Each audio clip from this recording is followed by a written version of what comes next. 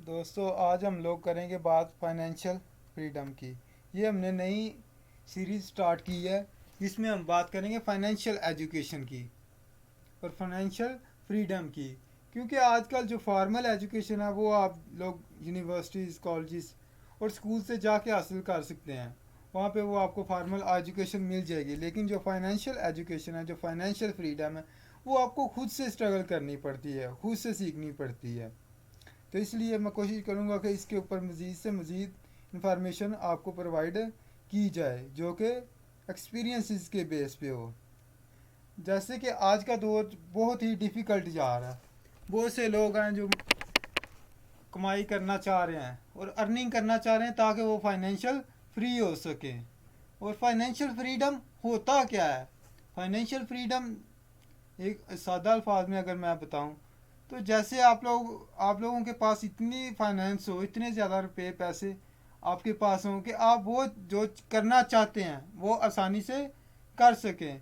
क्योंकि बहुत ज़्यादा हार्डशिप्स हैं, लोग ट्रैवल करना चाहते हैं, दुनिया अच्छी हेल्थ के लिए स्ट्रगल करना चाहते हैं, डाइट्स को फॉलो करना चाहते हैं।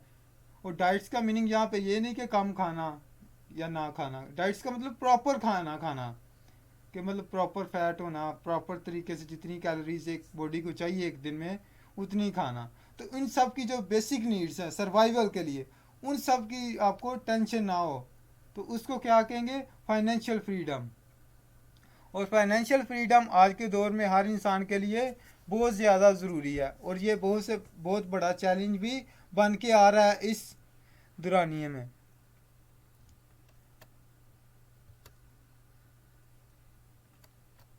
तो हम बात करते हैं फाइनेंशियल एजुकेशन की। फाइनेंशियल एजुकेशन जो है वो आपको कोई स्कूल, यूनिवर्सिटीज़, कॉलेजेस वगैरह नहीं बताते। ये आपको एक्सपीरियंसेस से, अपने नॉलेज से, रिसर्च से आपको पता चलेगा। क्योंकि अगर ये बात आपको बचपन से पता हो तो आप अपनी लाइफ में बहुत ही सक्सेसफुल हो सकते हैं। जैसे कि मैं बात करता हूँ कि हमारा मकसद क्या होता है लाइफ में। लोग कहते हैं फाइनेंस ज़रूरी नहीं है, जबकि मैं कहता हूँ ये लाइफ के लिए सबसे ज़रूरी हिस्सा है। हाँ, सब कुछ तो नहीं, लेकिन कुछ ना कुछ फिर भी ये वर्थ रखता है। तो इसलिए मैं आपको बात करता हूँ फाइनेंशियल एजुकेशन की। लोग बहुत ज़्यादा डिग्रियाँ हासिल की हुई हैं, लेकिन उसके बावजूद वो कुछ लाइफ में स्ट्रगल नहीं कर पा रहे, क्योंकि उन्होंने प्रैक्टिकल नॉलेज नहीं हासिल किया, एक्सप्लोजर्स नहीं किए। और इसके उससे बढ़कर उनके पास वो डिग्री है जो हज़ारों और लाखों लोगों के पास पहले ही पड़ी हुई है और इसमें कुछ भी नई वर्थ नहीं है। तो वो ऐसे ही कंसीडर किया जाता है जब आप जॉब के लिए जाते हैं, जैसे कि एक कागज़ का टुकड़ा हो। तो इसीलिए अगर आप खुद को वर्थी बनाएं, सबसे इम्पोर्टेंट यही है कि खुद में वर्थ डालें, माइंडसेट पे इन्वेस्ट करें। क्योंकि आजकल का जो सबसे ज़्यादा दौर जा रहा है, डिग्री तो कोई एक अनपढ़ बंदे को भी आप दे सकते हैं कि उसके पास उसके नाम की आप एक डिग्री प्रिंट कर दें। क्या उससे वो बंदा एजुकेटेड हो जाएगा? क्या उससे उसका माइंडसेट क्या बहुत हाई लेवल पे चला जाएगा? नहीं, ऐसा नहीं हो सकता। ये तो वर्किंग करने के साथ साथ डेवलप होता है। तो इसीलिए मैं कहूँगा कि financial education is most important part of our education system.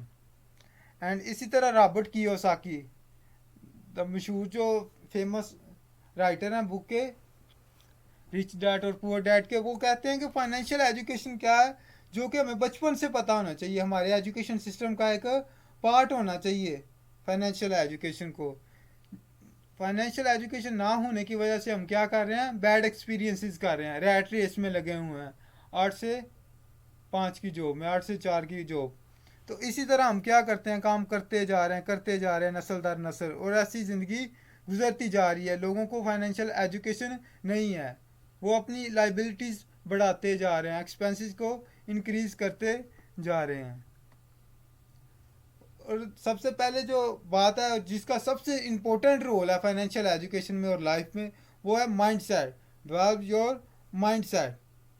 Body is grow by food, but mind set grow with knowledge, experience, skills, failures, success. जैसे कि एक इंसान को अगर हम किसी जेल में बंद कर दें और उसको सारी ज़िंदगी खाना देते रहें, तो क्या होगा? छोटे से बच्चे को अगर 10 साल के या 5 साल के को किसी जेल में डाल दिया जाए और सारी ज़िंदगी उसको वहाँ पे खुराक प्रोवाइड की जाए, तो वो वहाँ पे ग्रो होता रहेगा, वो जवान होगा, उसका कद बढ़ेगा, उसकी बॉडी बढ़ेगी। लेकिन उसकी माइंड जो मेंटल होगी उसकी ग्रोथ नहीं होगी, उसका माइंड क्या होगा, ज़ीरो होगा। जब उसको वहाँ से सारी उम्र रहने के बाद रिलीज़ किया जाएगा, जेल से रिहा कर दिया जाए, तो उसको कोई एक्सपीरियंस नहीं होगा कि कैसे जाके दुनिया में रिएक्ट करना है और किस तरह परफॉर्म करना है, क्योंकि उसका माइंड ग्रो नहीं हुआ। तो यही तो आजकल की दुनिया है कि आप अपने माइंडसेट को ग्रो करो। तो ये इसी से तो स्ट्रेटजीज बनती हैं, प्लान बनते हैं, गोल्स बनते हैं, गोल्स के प्लान हम प्रिपेयर करते हैं। तो इसलिए माइंडसेट को प्रिपेयर करना ये आज का सबसे मोस्ट इम्पोर्टेंट एसेट है। और इसके ज़रिए आप बहुत ज़्यादा कमा सकते हैं, बहुत ज़्यादा स्किल्स एक्वायर कर सकते हैं और अपने माइंडसेट को ग्रो कर सकते हैं। लोग आजकल अपनी लाइफस्टाइल्स पे, आउटर आउटर थिंग्स पे बहुत ज़्यादा इन्वेस्ट कर रहे हैं, बहुत ज़्यादा इस्तेमाल करते हैं पैसे, लेकिन इनर जो माइंडसेट है जिसके ज़रिए से आप मज़ीद कमा सकते हैं, मज़ीद अर्न कर सकते हैं, उस पर इन्वेस्ट नहीं कर रहे। और इसके बाद बात करते हैं टेक स्मॉल स्टेप्स। जैसे ही किसी बंदे को, अगर कोई बंदा सजेस्ट करता है कि आप कोई बंदा बिजनेस करना चाहता है, उसके माइंड में सोच आती है, तो उसके माइंड में सबसे पहले यही आता है कि उसके लिए अरबों रुपए चाहिए होंगे, मिलियन डॉलर्स चाहिए होंगे, फिर एक कंपनी स्टार्ट होगी। लेकिन ऐसा नहीं होता, आप स्मॉल स्टेप्स भी ले सकते हैं, क्योंकि एक काम को करने के लिए सबसे ज़रूरी ये नहीं होता कि आप उसको कितना बड़ा स्टार्ट इनिशिएटिव लेते हैं, ये होता है कि आप कितनी जल्दी स्टार्ट करते हैं उसको। क्योंकि अगर आप स्मॉल स्टेप से स्टार्ट करेंगे तो आपको एक्सपीरियंस गेन होगा, और एक्सपीरियंस से कॉन्फिडेंस आएगा और नॉलेज गेन होगा, और आप मज़ीद बढ़ते जाएंगे। क्योंकि कोई भी पौधा ये नहीं होता कि आप कहीं से उसको वो पहले दिन ही पूरा पेड़ बन जाए और उस पर फल लग जाए, ऐसे नहीं होता। पहले आप बीज लगाते हो, फिर वो ग्रो होता है, और ग्रो होने के साथ साथ वो बड़ा पेड़ बनता है, और फिर उस पर बहुत ज़्यादा फल लगता है। लेकिन लोग क्या करते हैं, वो स्मॉल स्टेप्स नहीं लेना पसंद करते। वो चाहते हैं जैसे ही माइंड में सोचा बिजनेस स्टार्ट करना, first of all they start company.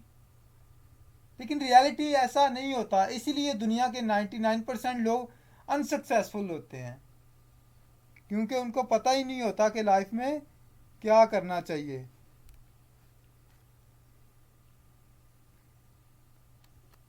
इसी तरह मैं मज़ीद वीडियोस बनाता रहूँगा। Thanks for watching.